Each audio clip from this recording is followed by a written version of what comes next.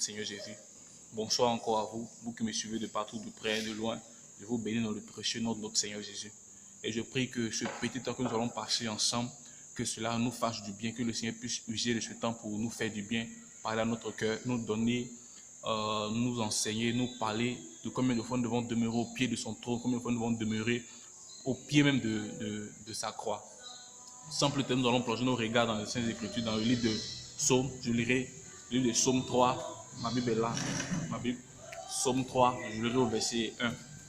La Bible dit, plutôt au verset 2, la Bible dit ici, l'Éternel, que mes ennemis sont nombreuses, beaucoup se dressent contre moi, beaucoup courent et disent à mon sujet, pas de salut pour lui auprès de son Dieu.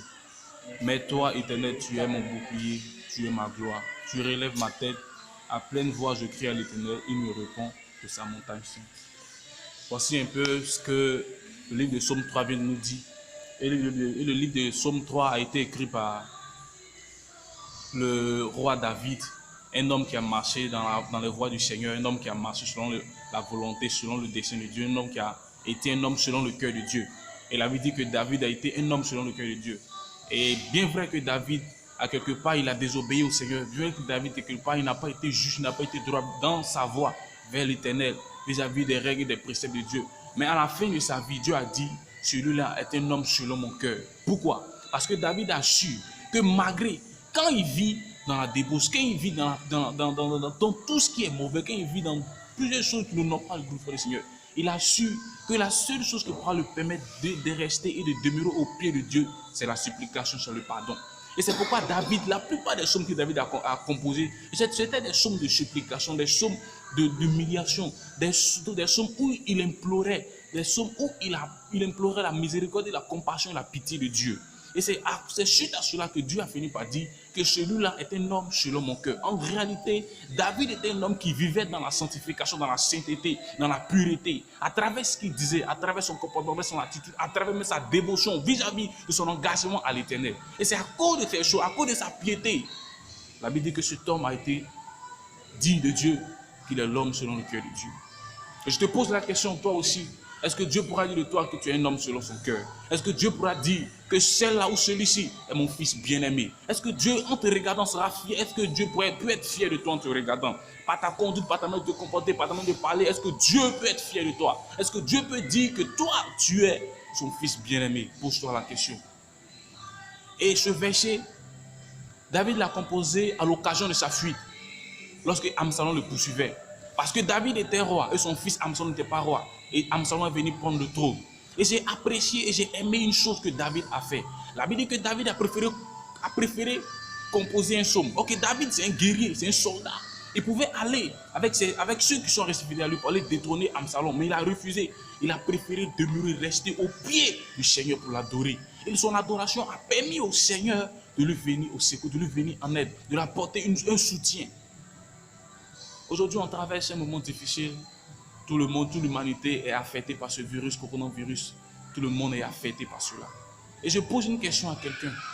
Si on ne souhaite pas, si la maladie dure jusqu'à 3 ans, si elle dure jusqu'à 1 an, que feras-tu en tant que chrétien?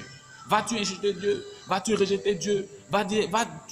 Est-ce que tu vas dire à Dieu que Dieu l'existe? Parce que tu vas dire à Dieu que Dieu t'a abandonné? Non. Mais plutôt, faire comme David.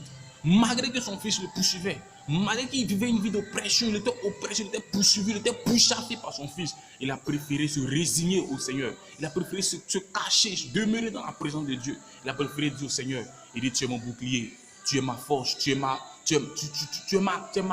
gloire, parce que tu relèves ma tête et tu gifles à la joue. Mes ennemis, tu brises les dents. Regardez la puissance de l'adoration que Moïse, plutôt que David a adressé à l'Éternel. Et c'est à cause de l'adoration qu'il a adressée à l'Éternel face aux difficultés qu'il traverse, face à ce qu'il endurait. Et cela m'a permis à Dieu de lui venir en aide. Cela a permis à Dieu de lui venir le secourir, de venir l'aider, de venir l'enlever dans l'eau propre, dans la difficulté dans laquelle il était. Parce que j'étais une honte pour lui. Comment son propre fils, son fils va venir le détourner pour lui prendre sa place, autant il n'est pas encore mort. Vraiment, c'était une honte pour lui. Mais Dieu a relevé sa tête. Dieu l'a couronné de joie et de paix. Dieu l'a ramené encore sur le trône. Pourquoi? Parce que David a su que la seule chose qui pourrait permettre à Dieu de le ramener sur le trône, c'était l'adoration. Et c'est pourquoi dans ces temps critiques, bien aimés frères, je veux que me suivez de partout, demeurons dans la présence de Dieu. Il faudrait que l'adoration puisse nous caractériser. Il faudrait que nous puissions demeurer, dire au Seigneur, même si la maladie dure, même si les hommes ne font que mourir, mais nous, on restera fidèles à toi. On ne va pas oser dire que tu n'es pas Dieu, on ne va pas oser dire que tu ne peux rien faire. On ne va pas dire que la médecine est au-delà de toi, on ne le dira pas. Mais on sera toujours à l'abri de tes ailes. Et on sera toujours en train de te célébrer, toujours en train de te manifester, à manifester ton nom. Parce que la Bible dit que Dieu cherche, mais il ne cherche pas n'importe qui. Il cherche des adorateurs, ceux qui vont l'adorer en esprit et en vérité. Dans cette temps critique, est-ce que Dieu pourra trouver des hommes et des femmes qui pourront élever des murs, se mettre à la brèche pour l'adorer, pour le célébrer, pour le magnifier et pour lui dire, même si les hommes sont morts, même si mes parents, mes frères, mes soeurs sont morts par ce virus, mais moi je resterai fidèle à toi. Parce que ma communion avec toi ne dépend pas de la mort des autres. Ma communion avec toi dépend de ce que tu fais dans ma vie, dépend de ce que tu me donnes, dépend de ce que tu es, dépend de ce que tu as fait pour moi. Bien-aimés, je vous encourage. Soyez bénis de partout là où vous me suivez. Que le Seigneur nous aide à demeurer dans la consécration, à demeurer dans l'adoration, à demeurer dans la supplication, à prier, à intercéder pour tous ceux-mêmes qui sont malades. Que Dieu nous bénisse, que Dieu vous bénisse. Shalom à vous. Merci beaucoup.